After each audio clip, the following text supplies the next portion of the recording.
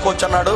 నిజంగా మరి నేను 1 year జాబ్ చేశా, మరి నా సంపాదన ఏమీ లేదని చెప్పి నన్ను నేను చెక్ చేసుకుంటే అప్పుడు నాకు తెలిసిన విషయం ఏంటంటే ప్రపంచంలో డబ్బు సంపాదించిన వాడు ఎవరో కూడా ఈ జాబులో లేరన్న విషయాన్ని నేను అప్పుడు అర్థం చేసుకోవడం జరిగింది.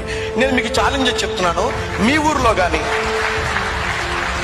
నేను మీ అందరికి ఛాలెంజ్ చేస్తాను. ఇది ముఖ్యంగా 35 సంవత్సరాల లోపల 30 సంవత్సరాల లోపల తెలుసుకోవాల్సినటువంటి ఒక ప్రధానమైనటువంటి విషయం. నేను మీకు ఛాలెంజ్ చేసి చెప్తున్నా, మీ ఊర్లో బాగా చదివి 100 మార్కులు తెచ్చుకుని పెద్ద జాబ్ తెచ్చుకుని ఒక 10 కోట్లు సంపాదించడం ఇద్దరు పేరు చెప్పండి. బాగా చదివి పెద్ద జాబ్ తెచ్చుకుని ఒక 10 కోట్లు సంపాదించడం ఇద్దరు పేరు చెప్పండి. కొన్ని ముగ్గురిని మీరు ఎంత చదివినా చదవడం తప్పు కాదు, ఆ చదువు అయిపోయిన తర్వాత జాబ్ చేయడం తప్పు.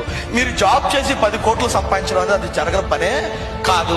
అప్పుడు కూడా నేను ఆలోచించుకున్నా, నిజంగా జాబ్ చేస్తే బాగా డబ్బు సంపాదించుకోవచ్చు అన్నారు కదా, మరి ప్రపంచంలో డబ్బు సంపాదించిన వాడు జాబ్ చేసి డబ్బు సంపాదించలేదు కదా, మరి ప్రపంచంలో డబ్బు సంపాదించిన వాడు ఎందులో ఉన్నారని చెప్పి అప్పుడు నేను ఎంక్వైరీ చేయడం మొదలు పెడితే నాకు 3 విషయాల్లో తారసపడ్డాడు. ఈ రోజు మీరు ఆ విషయాన్ని తెలుసుకోవాలి. ప్రధానంగా ఇవన్నీ నా టీంలో రెగ్యులర్గా నేను చెప్తున్నాయి, కానీ ఎక్కడైతే పాత టీంలో ఏదైతే కొత్త టీంలో వచ్చారో వేరే టీంలో వచ్చారో వాళ్ళందరూ కూడా కొత్తగా తెలుసుకోవాలి. ప్రపంచంలో డబ్బు సంపాదిస్తున్నటువంటి ప్రధానమైన రంగాలు 3. 1 రాజకీయం, 2 సినిమాలు, 3 బిజినెస్. కాబట్టి మీరు చెక్ చేసుకో.